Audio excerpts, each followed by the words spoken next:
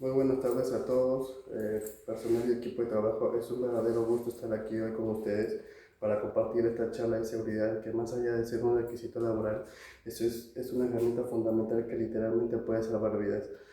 Ahora vamos a profundizar en un tema crítico que debemos de dominar: las urgencias y las emergencias médicas. Para empezar, quiero que hagamos una pequeña pero muy importante reflexión. La seguridad no es una casualidad, no es una cuestión de azar ni de tener buena suerte.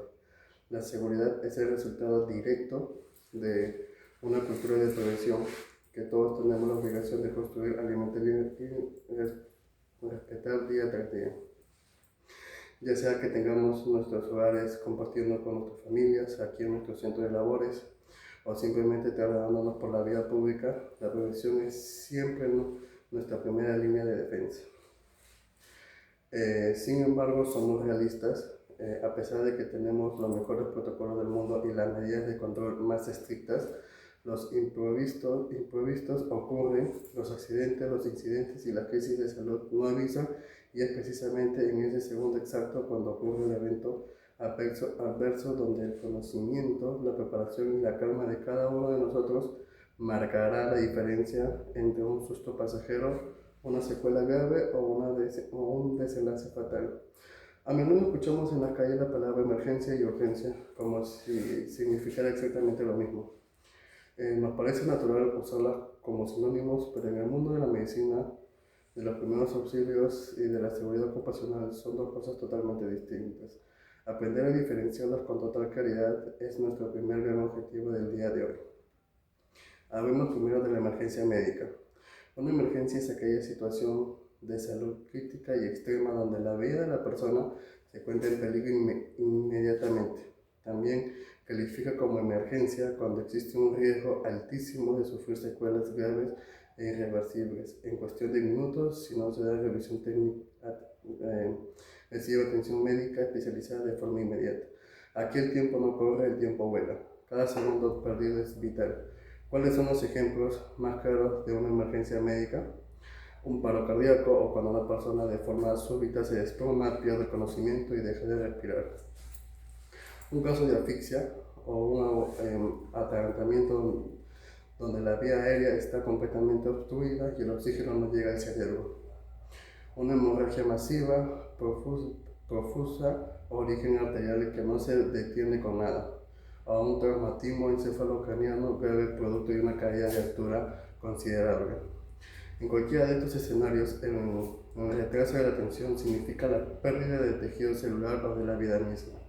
Por otro lado, tenemos la urgencia médica. Una urgencia es una situación que también requiere atención médica rápida y oportuna, sí, pero donde no existe un peligro inmediato de muerte en ese preciso instante, la persona definitivamente necesita ser evaluada y atendida por un profesional de salud en las próximas horas, principalmente para aliviar su estado y para evitar que su condición empeore y se transforme. Ahí sí sería una emergencia.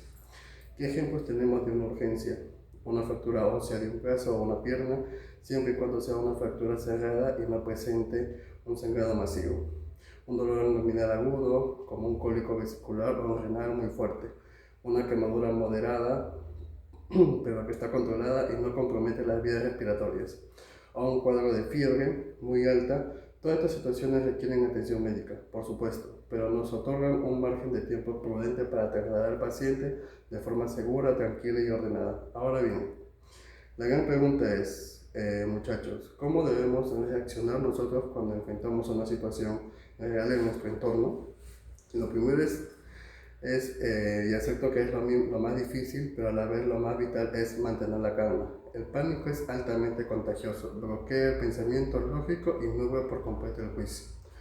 Si tú te desesperas, no podrás ayudar a la víctima y te convertirás en parte del problema. Para actuar con un orden riguroso y eficiente, los servicios de rescate a nivel mundial recomiendan memorizar, aplicar siempre las tres letras fundamentales: el PAS, que significa proteger, avisar y socorrer. Proteger: antes de mover un solo dedo para acercarse a la víctima, debes asegurar la zona. Observa el entorno, si hay cables eléctricos sueltos, fuego, gases tóxicos, tráfico vehicular o peligro de derrumbe. Detente.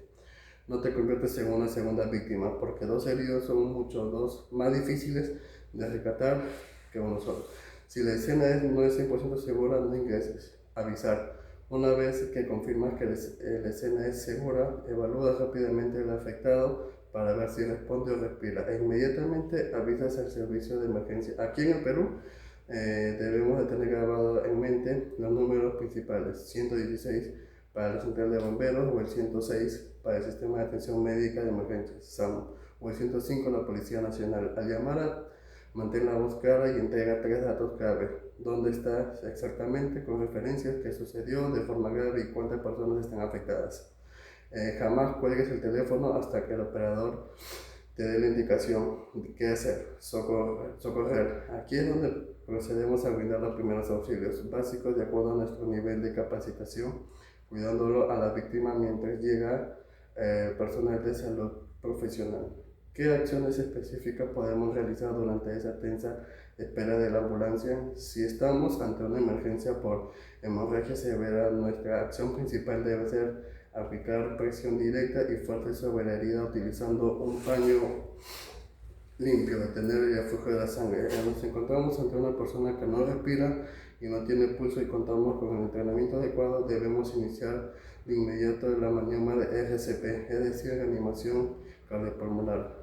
Por lo contrario, si es una urgencia por fractura, la regla de oro es no mover la zona afectada para no causar más daño interno y buscar movilizarlo suavemente, solo si conocemos la técnica. Asimismo, como parte de nuestra cultura de seguridad diaria dentro de la organización, absolutamente todos nosotros debemos de conocer y tener mapeado dos cosas fundamentales.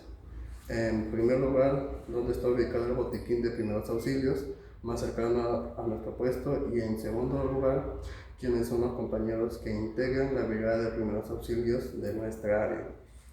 El botiquín no está ahí de adorno ni para cumplir una inspección, debe estar correctamente equipado con gasas, vendas, esparadrapo, antiseptivos y guantes de látex limpios.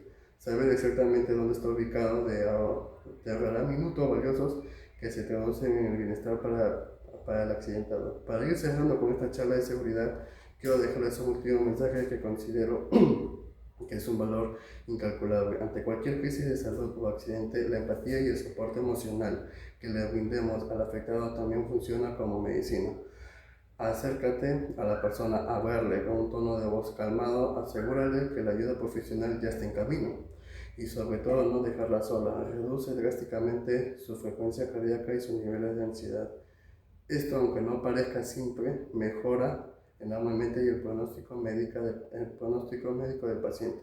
Compañeros, la diferencia entre urgencia y emergencia radica estrictamente en la gravedad de la situación, pero la diferencia entre la vida y la muerte de un ser humano muchas veces está en nuestras propias manos y en nuestra capacidad de reaccionar de manera correcta y oportuna. Los invito finalmente a no quedarnos únicamente con la información de esta charla breve. Busquemos capacitarnos de forma continua en nuestros talleres prácticos de primeros auxilios. Al final del día, la seguridad lo hacemos todos nosotros, cuidándonos nuestra propia integridad y protegiendo siempre la vida del compañero que tenemos al lado.